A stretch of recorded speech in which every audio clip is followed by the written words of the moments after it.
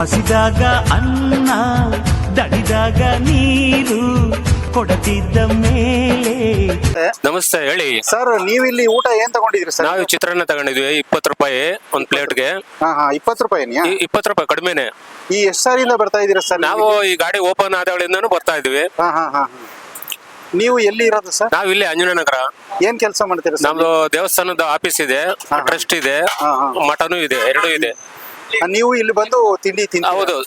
ಇವತ್ತು ಚಿತ್ರಾನ್ನ ತಗೊಂಡಿದ್ವಿ. ಚಿತ್ರಾನ್ನ ತಗೊಂಡಿದ್ವಿ. 20 ರೂಪಾಯಿಗೆ ವರ್ತಿತ್ತ ಸರ್? ಸಾಕು, ಹೊಟ್ಟೆ ತುಂಬಾ ಹೊಟ್ಟೆ ಆಯ್ತದೆ, ಏನ್ ತೊಂದ್ರೆ ಇಲ್ಲ. 20 ರೂಪಾಯಿಗೆ ಟ್ರಸ್ಟ್ ಅವ್ರು ಕೊಡ್ತಾ ಇರೋದಕ್ಕೆ ನಿಮ್ಗೆ ಏನ್ ಅನ್ಸುತ್ತೆ ಸರ್? ಒಳ್ಳೇದಾಯ್ತದೆ ಅಲ್ಲ, ಎಲ್ಲಾ ಜನಗಳಿಗೂ ಒಳ್ಳೇದಾಯ್ತದೆ, ಬಡವರು ಬಗ್ಗರಿಗೆಲ್ಲ ಒಳ್ಳೇದಾಯ್ತದೆ. ಶ್ರೀಮಂತರು ಬಂದು ತಿಂತಾರೆ ಇಲ್ಲಿ, ಹೆಣ್ಮಕ್ಳು ತಿಂತಾರೆ, ಗಂಡಸರು ತಿಂತಾರೆ, ಎಲ್ಲರೂ ತಿಂತಾರೆ. ನೋಡಿದೀವಿ. ಇಲ್ಲಿ ಏನೇನ್ ಸಿಗುತ್ತೆ ಸರ್? ಇಲ್ಲಿ ಎಲ್ಲ ಸಿಗ್ತದೆ. ಬಾತು, ರೈಸ್, ಚಿತ್ರಾನ್ನ, ಅನ್ನ ಸಾಂಬಾರು, ಮುದ್ದೆ ಎಲ್ಲ ಸಿಗ್ತದೆ. ಮಧ್ಯಾಹ್ನ ಊಟನೂ ಇರುತ್ತಾ? ಮಧ್ಯಾಹ್ನ ಊಟನೂ ಸಿಗ್ತದೆ. ಅನ್ನ ಸಾಂಬಾರು ಸಿಗುತ್ತೆ. ಮುದ್ದೆ, ಅನ್ನ ಸಾಂಬಾರು ಎಲ್ಲ ಸಿಗ್ತದೆ. ಮುದ್ದೆ ಊಟ, ಅನ್ನ ಸಾಂಬಾರು ಎಲ್ಲ ಸಿಗ್ತದೆ. ಬೆಳಿಗ್ಗೆನಾಗ ಚಿತ್ರಾನ್ನ, ಇಡ್ಲಿ, ವಡೆ ಎಲ್ಲಾ ತರ ರೈಸ್ ಬಾತು ಸಿಗ್ತದೆ, ಮೊಸರನ್ನ ಸಿಗುತ್ತೆ. ನೀವೆಲ್ಲ ಟೇಸ್ಟ್ ನೋಡಿದೀರಾ? ನೋಡಿದೀವಿ. ಓಕೆ ಸರ್, ಆಯ್ತು. ಇದು ಈ ತರ ಹಿಂಗೆ ಕೊಡ್ತಾ ಇರೋದು ಈ ಟ್ರಸ್ಟ್ ಬಗ್ಗೆ ನಿಮ್ಗೆ ಏನ್ ಅನ್ಸುತ್ತೆ ಸರ್? ಒಳ್ಳೇದು, ಜನಗಳಿಗೆ ಎಲ್ಲ ಒಳ್ಳೇದಾಗ್ಲಿ ಅಂತ ಮಾಡ್ತಾ ಇದಾರೆ. ನಾವು ಕೈ ಜೋಡಿಸ್ಬೇಕು, ಒಳ್ಳೇದಾಗ್ಲಿ, ಭಗವಂತ ಎಲ್ಲರಿಗೂ ಅನುಗ್ರಹ ಆಗ್ಲಿ. ಸರ್, ಈಗ ಎಷ್ಟೋ ಟ್ರಸ್ಟ್ ಗಳೈತೆ, ಟ್ರಸ್ಟ್ ಗಳು ಬರೀ ಹೆಸರಿಗೆ ಮಾತ್ರ ಇರ್ತವೆ. ಆದ್ರೆ ಈ ಟ್ರಸ್ಟ್ ಈ ತರ ಕೊಡ್ತಾ ಇರೋದು ನಿಮ್ಗೆ ಎಷ್ಟು ಸರಿ ಅನ್ಸುತ್ತೆ ಸರ್? ಯಾಕಂದ್ರೆ ನೀವು ಹಿರಿಕರಿದ್ದೀರಾ. ಹೌದು, ಎಲ್ಲರಿಗೂ ಅನುಕೂಲ ಆಯ್ತದೆ, ಏನ್ ತೊಂದ್ರೆ ಇಲ್ಲ. ಬಡ ಬಗ್ಗರು ಜನಗಳು ಬೀದಿಲಿ ಎಲ್ಲ ತಿರ್ಗಾಡೋರ್ಗೆಲ್ಲ ಊಟ ಆಯ್ತದೆ, ಹಸ್ಕೊಂಡ್ ಬಂದವ್ರಿಗೆಲ್ಲ ಊಟ ಆಯ್ತದೆ, ಅವರು ಜೀವನ ಮಾಡ್ಬೋದಲ್ಲ. ಹೌದು, ಈ ತರ ಕೊಡೋದು ಸರಿ ಅಂತೀರಂಗ? ಸರಿ. ಈಗ ಇರೋರು ಏನೋ ಬೇಕಾದ್ರೆ ಒಳ್ಳೆ ಊಟ ಮಾಡ್ತಾರೆ, ಎಲ್ಲಾ ಊಟ ಒಂದೇನೆ ಅಲ್ವಾ? ಹೌದು. ಆದ್ರೆ ಕೊಡೋ ಜಾಗ, ಕೊಡೋ ರೀತಿ ಬೇರೆ. ಅಷ್ಟು ಬಿಟ್ರೆ ಅದು ಬಿಲ್ಡಿಂಗ್ ಅಲ್ಲಿ ಕೊಡ್ತಾರೆ, ಕಾಸ್ಟ್ಲಿ ಮಾಡ್ತಾರೆ. ಇಲ್ಲಿ ಫುಟ್ಪಾತ್ ಅಲ್ಲಿ ಈ ರೇಟ್ ಕೊಟ್ರೆ ತುಂಬಾ ಒಳ್ಳೇದು. ಬಡವರು, ತುಂಬಾ ಬಡವರು ಇದಾರೆ, ಅದು ಊಟ ಮಾಡ್ತಾರೆ, ಏನ್ ತೊಂದ್ರೆ ಇಲ್ಲ. ಅನ್ನ ಕೊಟ್ರೆ ತುಂಬಾ ಶ್ರೇಷ್ಠ. ಅನ್ನದಾನ ತುಂಬಾ ಶ್ರೇಷ್ಠ. ಹೌದು, ದಾನಕ್ಕಾನೆಲ್ಲ ಅನ್ನದಾನ ಶ್ರೇಷ್ಠ ಅಂತ ನಾವ್ ಹೇಳ್ತೀವಿ. ಹಂಗಾಗಿ ಅದು ಒಳ್ಳೇದು ಕೊಡ್ತಾ ಇರೋದು ಈ ಟ್ರಸ್ಟ್ ಅವ್ರ. ಹೌದು. ಸರಿ ಸರ್, ಆಯ್ತಾಯ್ತು. ಒಳ್ಳೇದಾಗ್ಲಿ ಸರ್. ಹೋಗ್ಲಿ, ಎಲ್ಲರಿಗೂ ಒಳ್ಳೇದಾಗ್ಲಿ ಅಂತ ನಾನು ಹಾರೈಸ್ತೀನಿ. ಭಗವಂತನ ಕಡೆಯಿಂದನೂ ಪ್ರಾರ್ಥನೆ ಮಾಡ್ತೀವಿ. Okay, thank you sir. Thank you. ನಮಸ್ಕಾರ ಸರ್. ಸರ್, ಇಲ್ಲಿ ಬಸ್ ಸ್ಟ್ಯಾಂಡ್ ಅಲ್ಲಿ ಈ ಊಟ ಕೊಡ್ತಾ ಇದ್ದೀರಲ್ಲ, ತಿಂಡಿ ಕೊಡ್ತಾ ಇದ್ದೀರಲ್ಲ, ಇದೇನಿದೆ? ಎಷ್ಟು ರೂಪಾಯಿ ಕೊಡ್ತಾ ಇದ್ದೀರಾ ಸರ್? ಸರ್, 20 ರೂಪಾಯಿಗೊಂದು ಊಟ ಮತ್ತೆ ನಾಷ್ಟ ಎಲ್ಲ 20 ರೂಪಾಯಿ ಕೊಡ್ತಾ ಇದ್ದೀವಿ. ತಿಂಡಿ ಊಟ ಎಲ್ಲ ಬರೀ 20 ರೂಪಾಯಿನಾ? ಹೌದು ಸರ್. ಬೆಳಗಿನ ತಿಂಡಿ ಇಲ್ಲಿ ಬೆಳಗ್ಗೆ ಇಡ್ಲಿ ಸಿಗುತ್ತೆ, ಚಿತ್ರಾನ್ನ ಸಿಗುತ್ತೆ, ಪಲಾವ್ ಸಿಗುತ್ತೆ, ಟೊಮೊಟೊ ಬಾತ್ ಸಿಗುತ್ತೆ, ಗೀ ರೈಸ್ ಸಿಗುತ್ತೆ. ಡೈಲಿ ವೈಸ್ ಚೇಂಜಸ್ ಆಗುತ್ತೆ. ರೈಸ್ ಗಳು ಕೂಡ ಬೆಳಗ್ಗೆನಾಗ ಬೇರೆ ಬೇರೆ ಚೇಂಜ್ ಆಗ್ತಾರೆ. ಡೈಲಿ ಒಂದು ಚೇಂಜ್ ಆಗ್ತಾ ಇರುತ್ತೆ. ಏನೇ ತಗೊಂಡ್ರು ಕೂಡ 20 ರೂಪಾಯಿ. ಏನ್ ತಗೊಂಡ್ರು 20 ರೂಪಾಯಿ. ಮಧ್ಯಾಹ್ನ ಊಟ ಏನೇನಿರುತ್ತೆ ಸರ್? ಮಧ್ಯಾಹ್ನ ಮುದ್ದೆ ಇರುತ್ತೆ, ಅನ್ನ ಸಾಂಬಾರು ಇರುತ್ತೆ, ರಸಂ ಇರುತ್ತೆ, ಮಜ್ಜಿಗೆ ಇರುತ್ತೆ, ಹಪ್ಪಳ ಇರುತ್ತೆ, ಮತ್ತೆ ವಡೆ ಎಲ್ಲ ಇರುತ್ತೆ. ಅದು ಕೂಡ ಎಷ್ಟು ರೂಪಾಯಿ ಇರುತ್ತೆ? ಅದು 20 ರೂಪಾಯಿ ಸರ್. ಬೆಳಗಿನ ತಿಂಡಿ, ಮಧ್ಯಾಹ್ನದ ಊಟ ಎಲ್ಲ ಕೂಡ 20 ರೂಪಾಯಿನೇ? ಹೌದೌದು ಸರ್. ಬರೀ 20 ರೂಪಾಯಿಗೆ ಈಗ ಬೆಂಗಳೂರಲ್ಲಿ 40 ರೂಪಾಯಿ 50 ರೂಪಾಯಿ ಮಿನಿಮಮ್ ಒಂದು ಊಟ ಅಂತ ತಿಂಡಿ ಅಂತಿದೆ. 20 ರೂಪಾಯಿ ಕೊಡ್ತಾ ಇದ್ದೀರಲ್ಲ, ಇದು ಯಾವ್ದು ಕಾರಣಕ್ಕೆ ಕೊಡ್ತಾ ಇರೋದು ಸರ್ ನೀವು? ಸರ್, ಇದು ರಾಧಾಕೃಷ್ಣ ಫುಡ್ ಟ್ರಸ್ಟ್ ಅಂದ್ಬಿಟ್ಟು, ಇಲ್ಲಿ ಮೈನ್ ಫೌಂಡರ್ ಬಂದು ಗಿರೀಶ್ ಅಂದ್ಬಿಟ್ಟು. ಓಕೆ. ಅವರ ಸಹಾಯಾರ್ಥದಿಂದ ನಾವೆಲ್ಲ ಸೇರಿ ಒಂದು ಟ್ರಸ್ಟ್ ಮಾಡ್ಕೊಂಡಿದೀವಿ. ಟ್ರಸ್ಟ್ ಮಾಡ್ಕೊಂಡು ನಮ್ಗೊಂದು 4 ಕಡೆ, ಇವಾಗ ಸದ್ಯಕ್ಕೆ 4 ಕಡೆ ಇದೆ. ಗಿರಿನಗರ, ಶ್ರೀನಗರ, ಇಟ್ಮಡು ಇಲ್ಲೆಲ್ಲ ಇದೆ. ಮತ್ತೆ ಇಲ್ಲಿ ಅಂಜನಗರದಲ್ಲಿ ಮಾಡಿ. ಇದು ಉದ್ದೇಶ ಏನಂತ ಅಂತಂದ್ರೆ, ಕೂಲಿ ಕಾರ್ಮಿಕರಿಗೆ, ಆಟೋ ಡ್ರೈವರ್ಗಳಿಗೆ, ಮತ್ತೆ ಸ್ಕೂಲ್ ಮಕ್ಕಳುಗಳಿಗೆ ಒಂದು ಹೆಲ್ಪ್ ಆಗ್ಲಿ, ಬಡವರುಗಳೆಲ್ಲ ಸ್ವಲ್ಪ ಹೆಲ್ಪ್ ಆಗ್ಲಿ ಅನ್ನೋ ಉದ್ದೇಶದಿಂದ ನಮ್ಮ ಗಿರೀಶ್ ಅವ್ರ ಸಲಹೆ ಮೇರೆಗೆ ನಾವು ಇದನ್ನ ಮಾಡ್ತಾ ಇದೀವಿ ಸರ್. ಅಂದ್ರೆ ಇದು ಲಾಭದ ಉದ್ದೇಶ ಅಲ್ಲ? ಲಾಭದೇನು ಉದ್ದೇಶ ಅಲ್ಲ ಸರ್. ಇದು ನಮ್ಗೆ ತಿಂಗಳ ಏನಿಲ್ಲ ಅಂದ್ರೂ 15-20 ಲಕ್ಷ ಲಾಸ್ ಅಲ್ಲೇ ಇದೆ ಕಂಪ್ನಿ. ಸುಮಾರು ಜನ ಗಾಡಿ ಇದೆ, ಒಂದಷ್ಟು ಜನ ಕೆಲಸ ಮಾಡ್ತಾರೆ, ಹುಡುಗರುಗಳಿದ್ದಾರೆ. ಎಷ್ಟು ಜನ ಕೆಲಸ ಮಾಡ್ತಾರೆ ಸರ್ ಇವಾಗ ಟೋಟಲ್ ಆಗಿ ಟ್ರಸ್ಟ್ ಅಲ್ಲಿ? ನಮ್ಮ ಕ್ಯಾಂಟೀನ್ ಟ್ರಸ್ಟ್ ಅಲ್ಲಿ 34 ಜನ ಇದ್ದಾರೆ. 34 ಜನ ಕೆಲಸ ಮಾಡೋ ಹುಡುಗರು ಇದ್ದಾರೆ. ಎಷ್ಟು ಗಾಡಿಗಳಿದೆ ಸರ್? ಇವಾಗ ಟೋಟಲ್ 6 ಗಾಡಿಗಳಿದೆ ಸರ್. ಈ ತರ ಗಾಡಿಗಳು? ಹೌದು. ಮೊಬೈಲ್ ಕ್ಯಾಂಟೀನ್ ತರ ಗಾಡಿ? ಈ ತರ ಗಾಡಿಗಳು 4 ಇದಾವೆ. ನಮ್ದೊಂದು ಬುಲೆರೋ ಇದೆ, ಕಾರ್ ಇದೆ, ಮತ್ತೆ ಆಟೋ ಎಲ್ಲ ಇದೆ.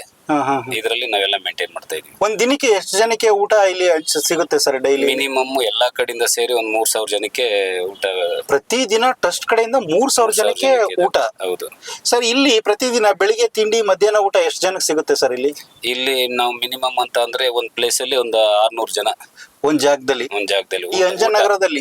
ಅಂಜನಾನಗರದಲ್ಲಿ 600 ಜನ 600 ಜನ ಊಟ ತಿಂಡಿ ಊಟ ಮಾಡ್ತಾರೆ ತಿಂಡಿ ಊಟ ಅಲ್ಲ, ತಿಂಡಿ ಊಟದಿಂದ 1000 ಮೇಲೆ ಹೋಗುತ್ತೆ ಇಲ್ಲಿ ಒಂದ್ ದಿನಕ್ಕೆ. ಒಂದಿನಕ್ಕೆ. ಅಂದ್ರೆ ಅಷ್ಟೊಂದ್ ಜನ ಬರ್ತಾರೆ ಇಲ್ಲಿ. ಹೌದು. ಇದೇ ಜಾಗದಲ್ಲಿ ಮಾಡ್ಬೇಕು ಅಂತ ಯಾಕೆ ಅನ್ಕೊಂಡ್ರಿ ಸರ್? ಇದೇ ಜಾಗ ಅಂತ ಅಂದ್ರೆ ಇಲ್ಲಿ ಕೂಲಿ ಕಾರ್ಮಿಕರು ಜಾಸ್ತಿ, ಆಟೋ ಡ್ರೈವರ್ಗಳು, ಹಳ್ಳಿಗಳ ಕಡೆಯಿಂದ ಬಂದು ನೆಲೆಸಿರುವಂತವ್ರು ಬಡವರುಗಳು ಇದಾರೆ ಅನ್ನೋ ಉದ್ದೇಶ. ಮತ್ತೆ ಸ್ಕೂಲ್ ಇದೆ ಇಲ್ಲಿ, ಕಾಲೇಜ್ ಇದೆ ಇಲ್ಲಿ, ಅವ್ರಿಗೆಲ್ಲ ಹೆಲ್ಪ್ ಆಗ್ಲಿ ಅನ್ನೋ ಇದೇನ್ ಇಂಡಸ್ಟ್ರಿಯಲ್ ಏರಿಯಾನ ಇದು? ಇಂಡಸ್ಟ್ರಿಯಲ್ ಏರಿಯಾ ಇಲ್ಲ ಸರ್, ಇದು ಇಂಡಸ್ಟ್ರಿಯಲ್ ಏರಿಯಾ ಇರಲ್ಲ.